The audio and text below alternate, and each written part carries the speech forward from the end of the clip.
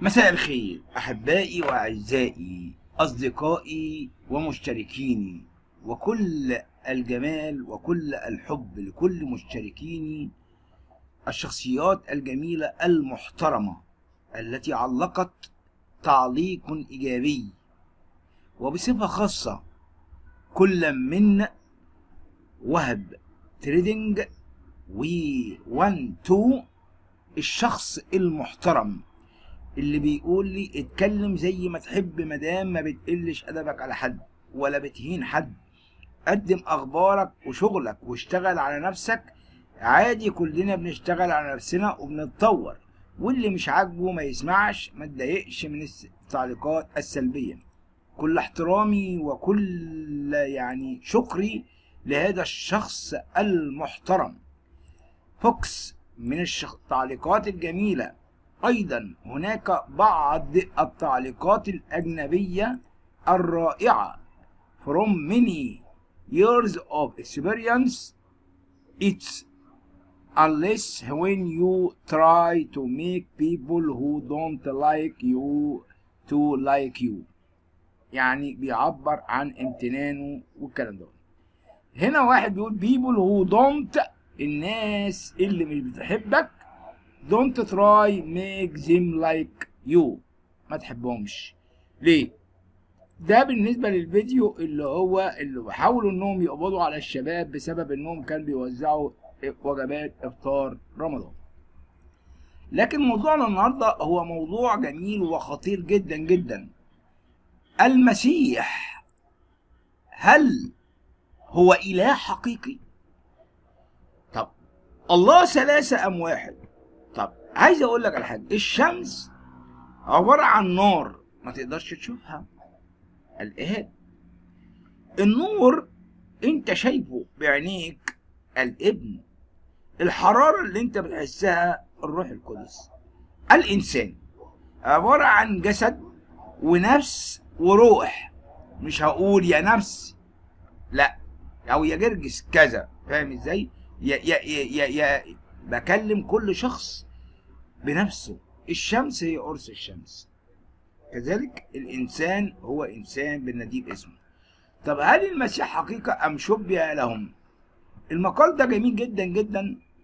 لقد آمن المسيحيون عبر كل تاريخهم وعصورهم بناء على ما سبق أنه تنبأ به آباء وأنبياء العهد القديم من إبراهيم إلى موسى وجميع الأنبياء، وكتاب المزامير الموحى إليهم بالروح القدس، وما دونه العهد الجديد تفصيليا عن المحاكمة والصلب والقيامة وكرازة تلاميذ المسيح ورسله للعالم أجمع بالمسيح المصلوب، وما سجله خلفاء التلاميذ والرسل، وذلك إلى جانب ما سجله المؤرخون والفلاسفة الرومانيون. هل المسيح صلب أم لا؟ الحقيقة لم يشك أحد من المسيحيين أو اليهود أن المسيح صلب، بل اليهود اعترفوا بأن المسيح هو الذي صلب، ولم يقل أحد بأن المسيح لم يصلب أو يقتل قبل مجيء الإسلام، كما لم يقل أحد بذلك غير الإخوة المسلمين. ما حدش قال الكلام ده غير الإخوة المسلمين، وذلك بناء على تفسيرهم لما جاء في القرآن في توبيخ اليهود وعن كفرهم وقولهم إنا قتلنا المسيح عيسى ابن مريم رسول الله وما قتلوه وما صلبوه ولكن شبه لهم وإن الذين اختلفوا فيه لفي شك منه ما لهم به من علم إلا أتباع الظن وما قتلوه يقينا بل رفعه الله إليه وكان الله عزيزا حكيما. ده من النساء، سورة النساء، آية وحيدة ونص غير واضح. آمن المسيحيون كما قلنا منذ البدء بصلب المسيح وشرح كتاب الأناجيل بأوجهه الأربعة وبقية أسفار العهد الجديد. حادثة الصلب تفصيليا، بل كانت قصة الصلب هي أول من كرز به تلاميذ المسيح ورسله وقدموه للعالم أجمع، وأول ما كتب بالإنجيل كما سبق أنه تنبأ عنه أنبياء العهد القديم أيضا تفصيليا، وعرف ذلك العالم عنهم، ولم يقل أحد بعدم صلب المسيح حتى جاء نص الآية القرآنية وبعد انتشار المسيحية بأكثر من 600 سنة في قولهم الآية التي ذكرناها. ولو افترضنا بذلك هذا، فلماذا لم يؤمن اليهود بأنه صلب؟ كما تقول وإن الذين اختلفوا فيه لفي شك منه وما لهم به من علم إلا أتباع الظن. ولم يشك أحد لا من اليهود ولا المسيحيين ولا من الرومان أو غيرهم في حقيقة أن المسيح هو الذي كان مصلوبا بالفعل. وعبارة ولكن شبه لهم لا تقول صراحة إن كان المقصود هو لإلقاء شبه المسيح على آخر كما يقول أصحاب نظرية الشبه، أم إنها تقصد شيء آخر يقول من الإمام البخاري الرزالي في تفسيره وابن كثير في كشافه شبه مسند إلى ماذا؟ إن جعلته إلى المسيح فهو مشبه به وليس بمشبه، وإن أسندته إلى المقتول فالمقتول لم يجر. طيب، إن كل الضمائر الموجودة بالآية والخاصة بالمصلوب تعود جميعها على المسيح وليس على آخر يمكن أن يفترض أنه المقصود.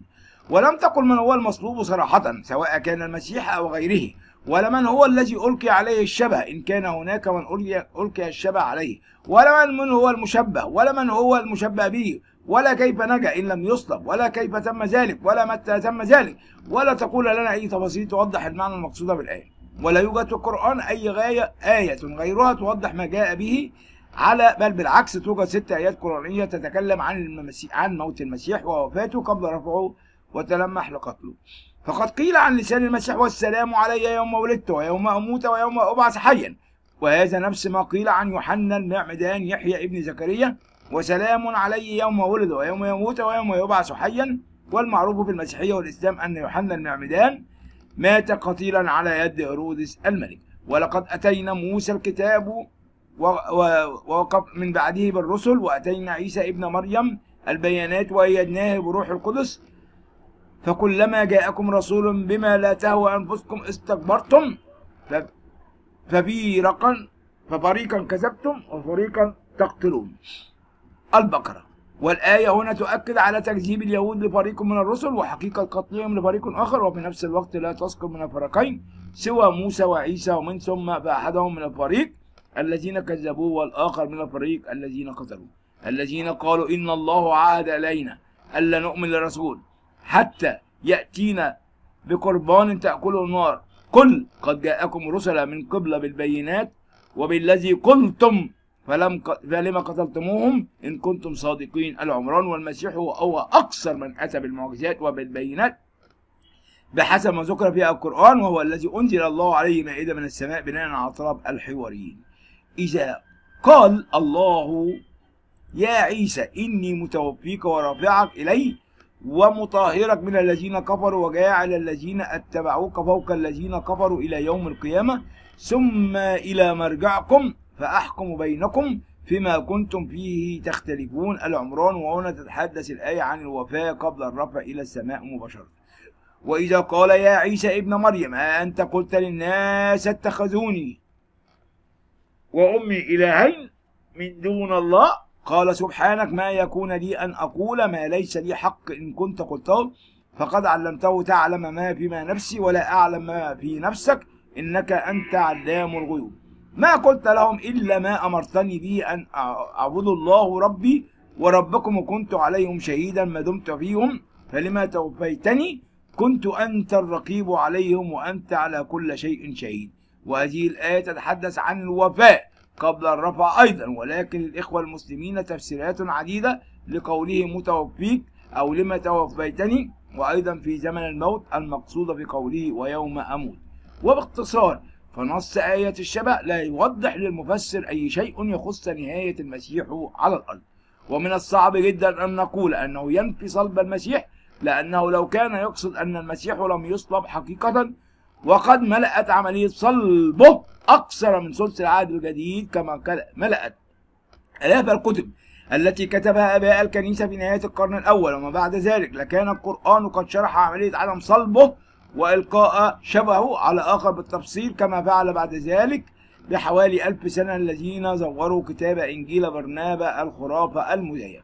فقد كان مبيتا في نية من كتبوا هذا الكتاب المزيف أن يؤكدوا النظرية لقائله بعدم صلب المسيح، فألفوا قصة إلقاء شبهه على يهوذا. وأقول أنه لو كان في نية القرآن القول بعدم صلب المسيح لكان قد فعل ما فعله من كتب هذا الكتاب المزيف، ولكنه لم يفعل، فماذا نفهم من ذلك؟ والعجيب بل والغريب أنه عند ترجمة قوله ولكن شبه لهم إلى الإنجليزية كما جاء في ترجمة القرآن المعتمدة من مجمع البحوث الإسلامية لا يعطينا أي معنى واضح سوى قوله So it was made to appear to them، أي ظهر لهم هكذا أو بدأ لهم هكذا، وهذا الكلام في حد ذاته لا ينفي وقوع الصلب على المسيح مطلقا، ونوضح ذلك في الفصول التالية. كلامنا المرة الجاي مناظرة هل المسيح صلب بين جوش مندويل وأحمد ديدات، وده اللي احنا هنكمله وهنشوف روايات الشبه اللي رواها المفسرون. وأرجو ألا أحد ما يزعلش مني ولا يتضايق مني، احنا كلنا نقاشات وحوارات جميلة ورائعة، وحوار يعني إيجابي إن شاء الله، وما يكونش فيه أي مضايقة لأي حد ولا أي شخص، ومن حق كل إنسان يعلق ويقول اللي هو عايزه. شكرا لكم أحبائي وأعزائي، ولكم مني كل الحب والتقدير، وسلام الرب يكون معكم، آمين.